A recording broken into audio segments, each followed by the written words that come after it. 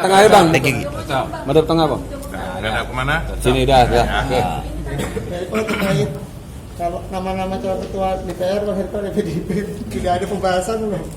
Begini, untuk ketua DPR memang sampai saat ini kami belum ada membicarakannya secara formil. Kenapa?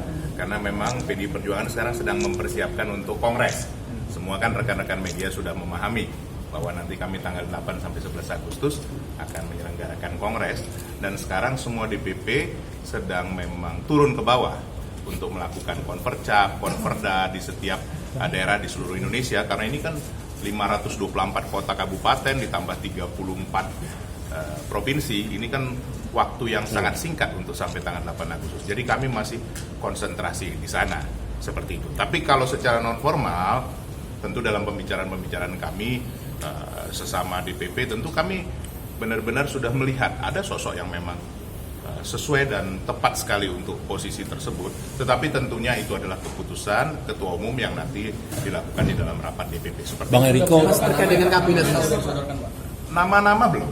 Kan tadi saya sampaikan bahwa belum ada dibicarakan. Jadi ini secara non formal di antara kami di DPP seperti ini. Mas, Kalau kabinet ya. seperti apa? Kabinet ini kan misalnya PKB minta 10 kursi, pendidikan, Nasdem dan minta juga 11. ekonomi, dan juga ini Nasdem juga mempertahankan pengen untuk kejaksaan agung. Nah, seperti apa PDIP? Menurut rekan-rekan sendiri, apa ada yang salah dengan permintaan itu? Kan tidak ada yang salah. Boleh saja, kan itu masing-masing hak dari masing-masing partai. Kalau misalnya PKB meminta 10 menteri atau ada Nasdem meminta 11 menteri, kan wajar saja. Tidak ada yang keliru dalam hal itu, namanya juga permintaan. Tetapi kan sekali lagi, bahwa semua itu tentu kami tidak ingin mencampuri hak dari masing-masing partai dan kedaulatan dari masing-masing partai. Tetapi Bapak Presiden Joko Widodo lah yang mempunyai hak sepenuhnya, dan itu sudah kita sepakati bersama bahwa memang Pak Presiden Joko Widodo kan mempunyai hak prerogatif, apalagi kami sebagai partai yang mengusung, ya apalagi seperti PDI Perjuangan, beliau sebagai kader utama, kader terbaik kami, ya tentunya kami sangat mensupport apa yang beliau putuskan. Dan apapun soal keputusan itu, tentu beliau orang, ya menurut kami ya, beliau sebagai negarawan, beliau mempunyai satu etika yang luar biasa. Selalu membicarakan hal itu juga dengan ketua umum, termasuk dengan Ibu Haja Megawati Soekarno. Tapi Pak Pak Eriko, Pak Jokowi dan Ya. Pak Kiai Maruf sempat menyinggung soal keberadaan Menteri Muda. Nah, kalau PDIP sendiri, stok kadernya seperti apa Bang kalau untuk Menteri Muda? Sebenarnya begini, yang dikatakan muda milenial itu seperti apa? Rekan-rekan wartawan ini semua muda milenial. Saya tidak tahu berapa umurnya. Ini yang bertanya barangkali umurnya masih 22 atau 23. Nah, seperti itu. Kan tidak ada yang tahu. Sama seperti kalau ada uang di dompet, berapa banyak uangnya. Kalau bunyi pasti kita tahu isinya berapa, kan begitu kan. Nah, jadi yang disebut dengan muda milenial itu adalah apa? Muda dan juga mengenai sikap, mengenai apa yang dilakukan, mengenai kapasitas, kapabilitasnya memang harus orang muda. Artinya apa? Muda dalam bersikap, muda dalam bekerja. Orang muda bekerja itu bagaimana? Seperti rekan-rekan wartawan kan sigap, siap untuk kerja 24 jam, untuk 365 hari dalam setahun. Nah, itu yang sebenarnya diharapkan oleh Bapak Presiden Joko Widodo. Jangan kita mengartikannya hanya soal muda. Muda berapa? 18, 17? Apakah 50 juga bukan muda? Menurut WHO, sampai umur 60 masih dikategorikan muda. 60 ke 70 dewasa, 70 ke atas baru disebut lanjut usia. Jadi dalam hal ini kita jangan mendeskripsikan bahwa muda itu harus yang memang usianya di bawah 30. Kalau menurut kami tidak seperti itu yang disampaikan oleh Bapak Presiden Joko Widodo. Tapi muda dalam bertindak, agresif dalam bertindak, progresif, cepat mensikapi, tidak tinggal diam, tidak tinggal di belakang meja. Bukankah seperti itu yang diharapkan beliau? Menurut kami ya. Bang, tapi PDIP sendiri meminta jatah berapa kursi? Ada pembicaraan nggak sih Bang? Kalau namanya PDI Perjuangan, berarti rekan-rekan media selama ini tidak melihat bahwa PDI Perjuangan pernah meminta. Belum pernah setahu saya dari mulai saya masuk di PDI Perjuangan, namanya PDI Perjuangan meminta. Tetapi tentunya tidak harus meminta, pasti akan diberikan yang terbaik. Kenapa? Karena memang beliau juga datang dari PDI Perjuangan. Nah, begitu juga Ibu Ketua Umum kami kan mempunyai satu sikap yang memang memberikan hak sepenuhnya kepada beliau. Nah, biarlah kedua tokoh besar ini nanti memutuskan siapapun atau berapa orang. Jangan kita lah melihat kapasitas hanya, apakah ini sekian orang, belum tentu. Kita lihat saja. Tapi kami meyakini Bapak Presiden Joko Widodo tidak mendikotomikan antara yang disebut profesional yang datang dari partai atau tidak datang dari partai, seperti itu. Mas Eriko, apakah mendapatkan pos-pos baru juga, Mas? Bagaimana? Seperti apa yang patut dipertahankan oleh Nah, kalau itu tentu kami kan tidak sampai ke sana kan. Beliau yang tahu, yang mengevaluasi keberadaan dari para menterinya. Dan kami meyakini pasti beliau mempunyai juga cara untuk mengevaluasi bagaimana menteri-menterinya yang berkinerja bagus. Terkait Kabarnya- oposisi yang dipertahankan itu bagaimana Pak yang akan masuk terhadap Bagaimana? oposisi yang mau masuk ke Begini, kabinet? kalau kami tentunya membagi dua dalam hal ini. Kalau dalam urusan soal kabinet, tentunya itu adalah hak prerogatif Bapak Presiden Joko Widodo. Tapi dalam soal koalisi, kan koalisi partai-partai kami ini kan dari awal sudah solid. Nah tentu kalau ada rekan-rekan kami, saudara kami dari, katakanlah, sebenarnya kan tidak ada artinya oposisi di dalam demokrasi kita ya. Tapi katakan yang berada tidak bersama-sama, kami mencalonkan Pak Presiden Joko Widodo ingin bersama-sama. Tentu kami bicarakan di dalam partai koalisi ini seperti apa sebenarnya.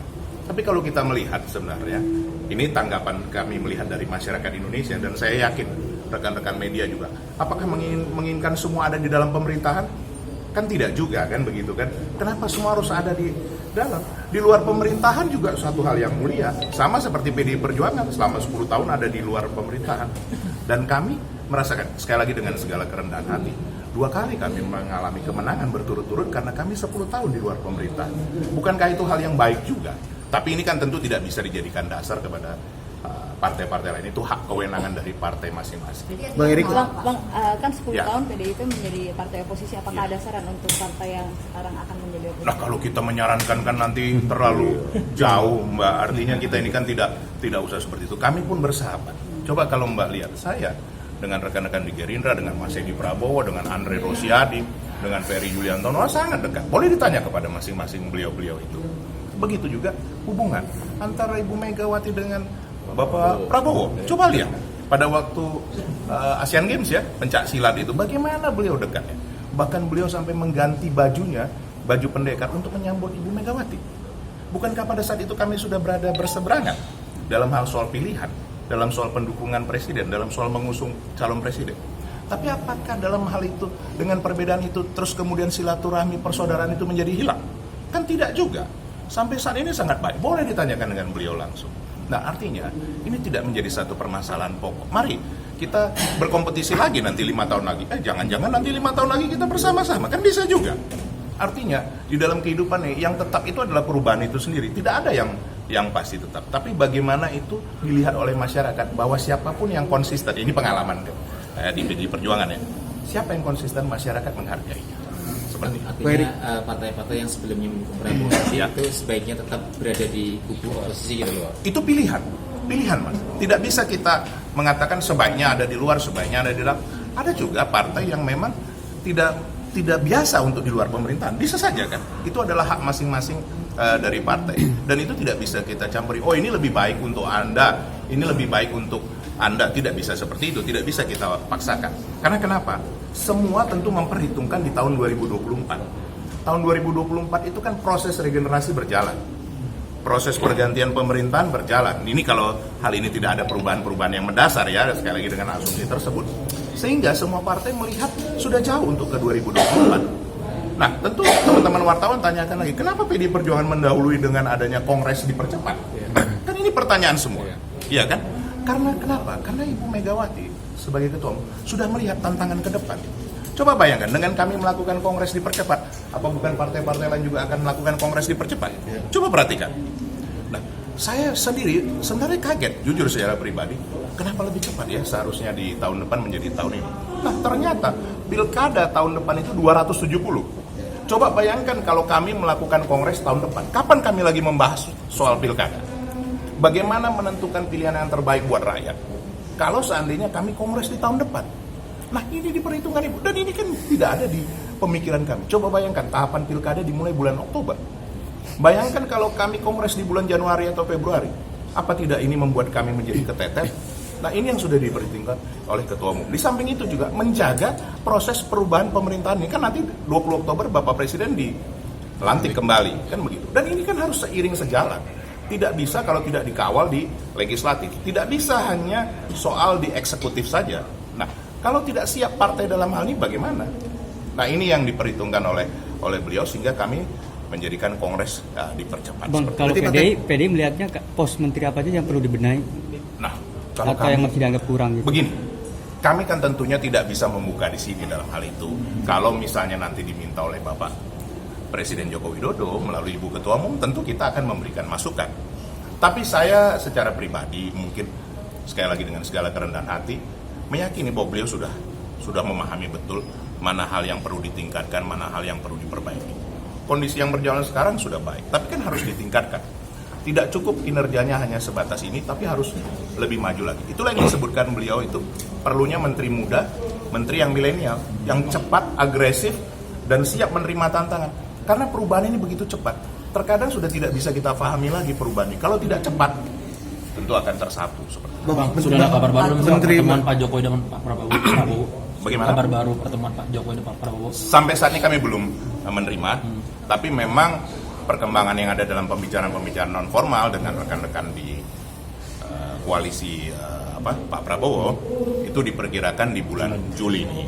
Nah, tapi sekali lagi dengan segala kerendahan hati, menurut kami tidaklah hal ini harus dipaksakan untuk diburu-buru. Karena saya yakin beliau berdua ini negarawan besar. Rencananya minggu berapa, Bang? Nah itu yang saya tidak tahu kapan waktu yang paling tepat. Tentu beliau berdua yang tahu. Tapi beliau berdua ini negarawan besar. Coba perhatikan pada saat Pak Jokowi dilantik pada waktu periode yang lalu, beliau langsung datang. Itu kan hal yang luar biasa. Apakah hal ini tidak memungkinkan lagi? Saya yakin. Ini hanya soal waktu saja. Nanti kita tunggu bersama kalau soal waktu.